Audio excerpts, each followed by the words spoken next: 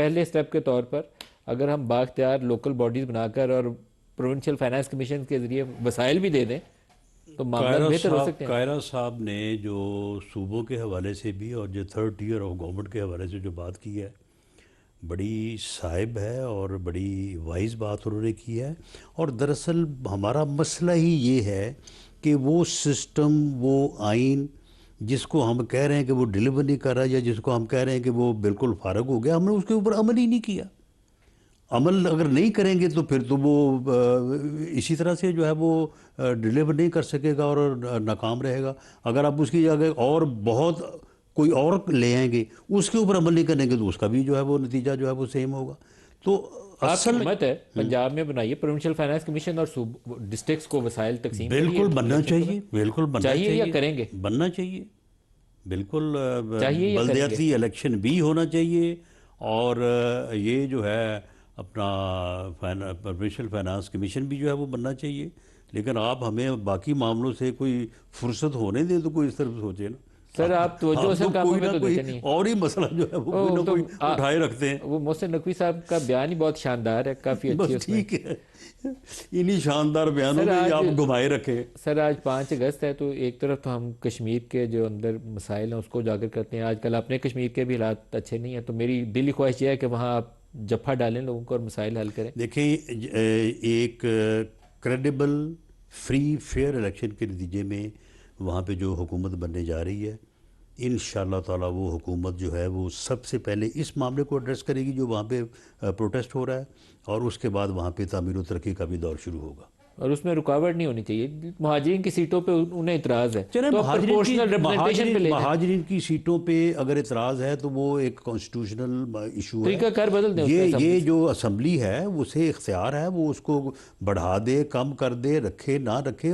سر proportional representation سے جو مرضی کر 4-6 سیٹیں رکھ لیں تو یہ رولا ہی ختم ہو جائے. یعنی یہ اختیار نہ کسی جتھے کا ہے نہ کسی ایگزیکٹو اتھارٹی کا ہے، یہ اختیار اس اسمبلی کا ہے.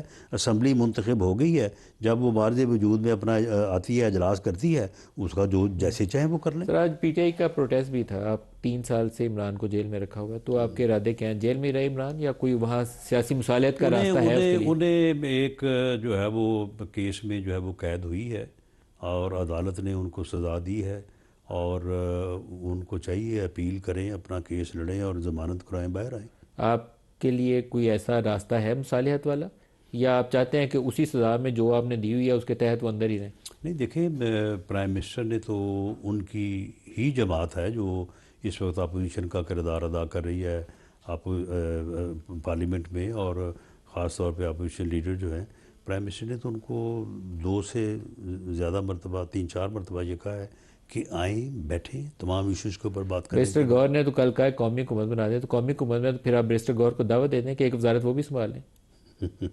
ایسی بنے گی. دیکھیں بات یہ ہے کہ پولیٹیکل پارٹیز کو ایک پیج پہ ہونا چاہیے، پولیٹیکل پارٹیز کو آپس میں ڈیولپ انگیج کریں گے آپ عمران کو؟ بھی ہم نے تو انگیج کیا ہے، جس طریقے سے آپ کر رہے ہیں وہ نہ کرنے والی بات انگیج کیا ہے ہم نے، وہ تو نہ کرنے والی بات ہی. نہیں تو پھر اور کس طرح سے بھی ان کو دعوت دیں؟ پہلے جو ہے وہ کہتے ہیں ہم نے ملنے جا رہے ہیں، رہائی کا پروانہ دیں، اور اس کے بعد پھر وہ باہر آ جائیں اور باہر آ کے ایک نئے 9 مئی کی تیاری کریں اور ہم اس کو جو ہے وہ فیس کریں. تو پھر اس طرح سے دعوت دیں ان کو. آپ کا خیال ہے وہ باہر آئیں گے تو دوبارہ 9 مئی کریں گے؟ جی، جو انہوں نے 9 مئی کیا ہے اس کے اوپر جو ان کا بعد میں رویہ رہا ہے تو اس سے تو ایسا ہی لگتا ہے کہ وہ اسی سوچ کے اوپر جو ہے وہ کام کر رہے ہیں. آج فواد چودھری اور کچھ لوگ درخواست لے کر گئے ہیں عدالت میں، اور بظاہر دعویٰ ان کا یہ ہے کہ ان کو اسٹیبلشمنٹ کی کانسنٹ ہے ان کے پاس، تو آپ اس کے لیے راستہ کھولیں گے؟